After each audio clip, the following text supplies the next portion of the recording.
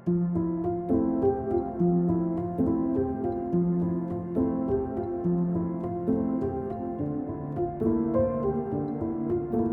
ini lagi mau masuk ke YKK.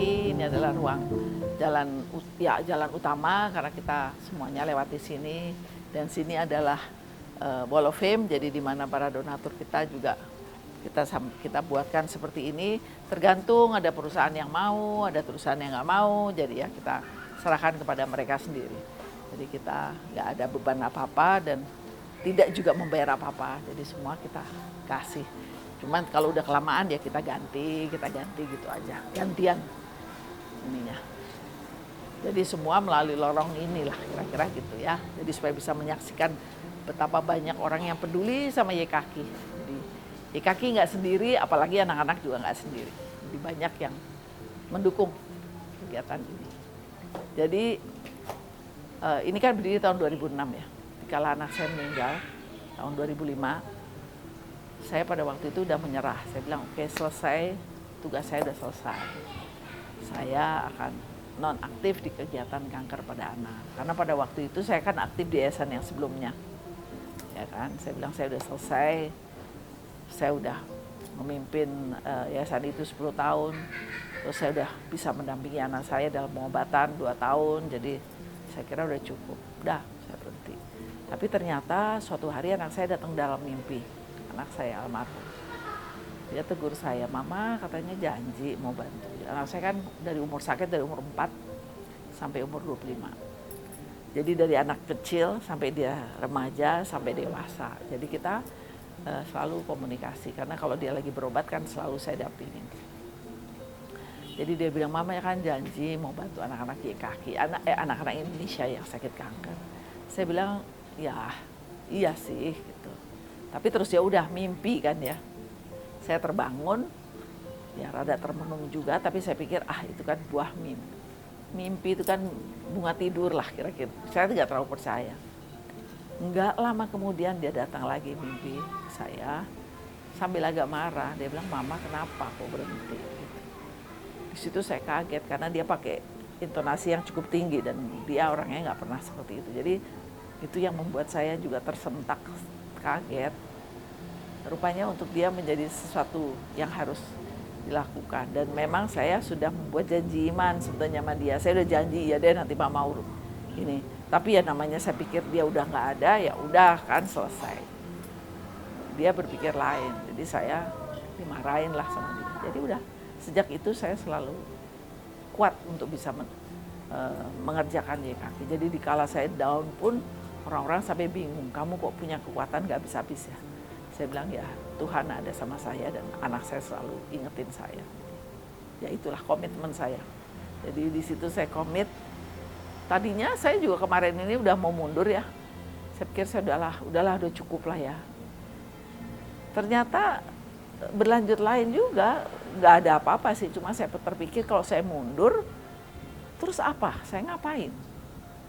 Saya sebagai orang tua, sebagai orang yang aktif di sini, terus saya mundur begitu aja, saya tinggalin ini semua gitu rasanya. Saya pikir enggak lah kalau gitu. Akhirnya saya bangkit lagi, saya tekadin, saya bilang saya akan sampai akhir hayat saya ngurusin YKK deh. Sebab saya nggak punya beban lain lagi, apalagi anak saya udah mentas, suami saya udah nggak ada, apalagi. Jadi ya udah kenapa nggak kita ya berbuat yang terbaik di dalam hidup kita, menolong anak-anak. Jadi bisa dibayangin kalau saya melihat anak-anak itu lagi pengobatan. Kadang-kadang saya nggak berani juga ngadepin mereka. Bukan yang apa-apa, jadi saya juga agak ini juga lah, tercekat lah gitu ya. Biasanya saya gantian sama Bu Ica. Bu Ica tuh yang selalu komunikasi sama orang tua. Saya selalu usahakan saya jauh dari mereka. Saya hanya dengar dari Bu Ica, "Oh sini, ini gini, oh ya gitu." Bukan yang nggak mau, tapi saya selalu terbeban lah gitu ya. Itu kelemahan saya, tapi akhirnya ya udah, ya beginilah.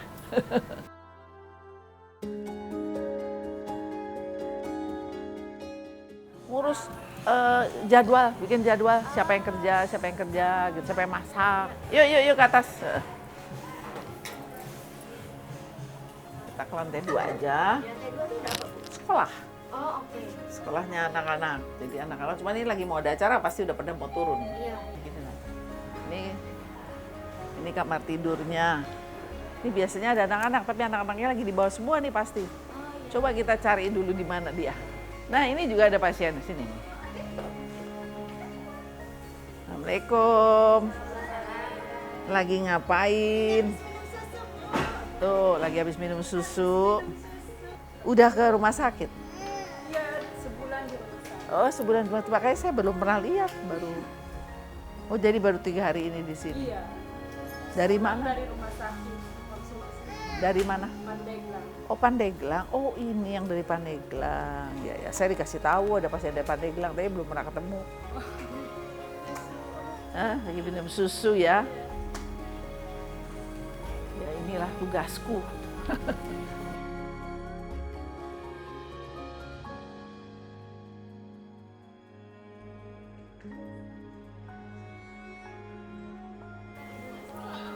Teledonasi itu bidang kita, salah satu bagian dari YKK yang menggalang dana melalui marketing, jadi telemarketing. Jadi dia nelfon-nelfonin, jadi kalau sering terima telepon misalnya, halo Mbak, saya dari asuransi ini, saya mau nawarin asuransi ini, gitu. Kalau ini mereka nelfon menceritakan tentang YKK, saya selalu juga menyampaikan bahwa iman percaya kita juga harus kita kuatkan. Kita harus menyerahkan, berserah.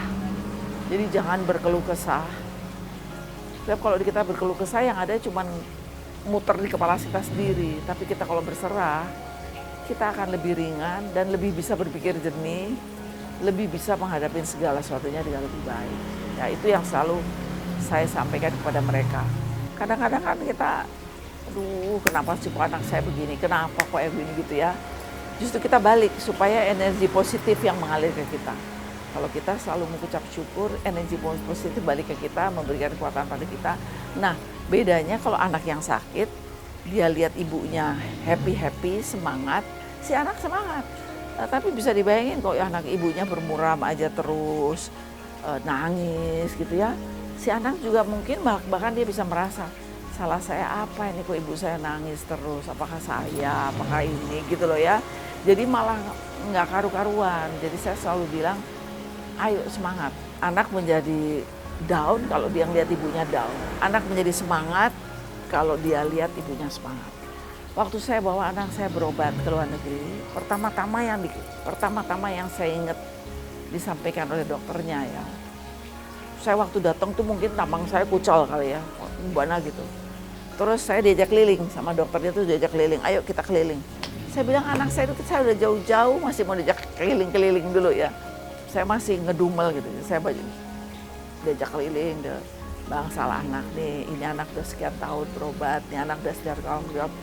Ya dikenalin saya ke beberapa anak. Ini sakit leukemia juga seperti anak kamu gitu ya. Terus sudah selesai dia bilang, kamu tahu maksud saya bawa seperti itu. Apa? Kalau saya mau ngobatin anak, yang mesti diobatin adalah orang tuanya dulu. Kira-kira gitu pesannya. Yang mesti diobatin adalah orang tuanya dulu. Orang tuanya mesti semangat dulu, baru saya ngobatin anaknya. Kalau orang tuanya nggak semangat, susah ngobatinnya.